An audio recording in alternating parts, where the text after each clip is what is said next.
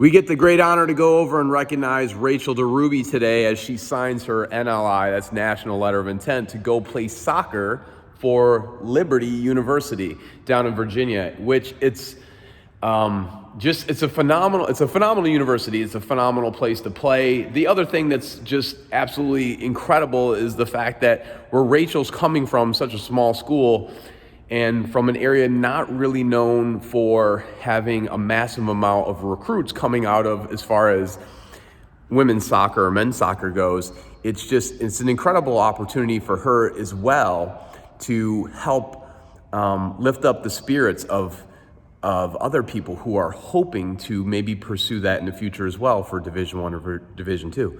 And it's not always an easy path, and it's actually never an easy path. But the path to get there doesn't always mean starting off with a 4-year. It could start with a prep school. It could start with a junior college. It might start with a not Division I or non-Division II school. It could be Division III. It could be NAIA. You never know which way the path is going to go. The only thing that you really can control is your consistent effort and your commitment to yourself. And the thing that I think is the most interesting about Rachel and one of our athletes that also signed yesterday for another school, for a Division II women's volleyball school, is the fact that many of the players that we have are not necessarily the ones who look physically the biggest, but they do play huge. And that's the difference. And they show up consistently for themselves every day because they know they have to. And this unwavering, relentless commitment and belief in oneself and developing their ability to rise above in any and all circumstances is exactly what created this opportunity for her. Obviously, she was surrounded and supported by some phenomenal people, her family, her community, and her coaches. And it takes that. It literally does take a community to help get you there. And so we've seen that. What we've also seen is just people working through the challenges. It wasn't like it was a given that Rachel was going to rise to this occasion, but she never doubted. Her parents never doubted. Her community believed in her, and she believed in herself and something bigger than herself as well as the other people too that we're honoring. Now, the interesting thing is on this day as well, there's around recruiting, many people don't understand there's full scholarship situations. There's mostly partial scholarship situations for Division I and Division II and for NAIA. And that's not just 4 years, that's 2 years as well. Now, this year we have many that are going to school, and we have full scholarship ones, partial scholarship ones. Then we also have people who are going to schools who they're recruited by, but there isn't money there currently for them. But that may change. So they're going to go and play for a school and for a coach in the hopes that either when they get there will be scholarship money, or that there might be next semester or the following year. So it's not, and these people will not typically sign a national letter of intent, but that doesn't mean that they weren't recruited, and it doesn't mean that they're not going to go be a Division I or Division II or an NAIA athlete. And so for us, we don't usually have these people sign a national letter of intent. These days, it's kind of politically correct to go around and have everybody sign a national letter of intent for Division III or for other schools when they're not getting any money. The thing is, if you haven't been recruited, if you're not necessarily getting any money, it's not really that you're signing. The NLI is really, for the most part, a binding contract saying that you're going to go there, you're going to accept what their offer is, and blah blah blah.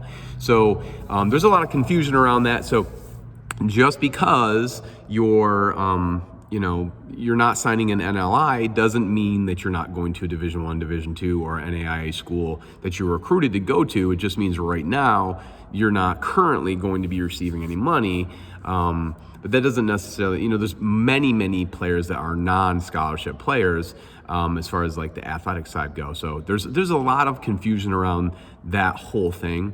One of the other things that I think is interesting is the fact that most people equate what goes on in high school with what's going to go on or if you're going to get recruited for college, and it's just not that way. And I don't mean this to this is not meant to put down high school athletics, but if you're going to get an opportunity to play at Division I, Division II, or NAIA, and it's going to be through recruitment, you're just not probably going to be recruited in more sports from just the high school side.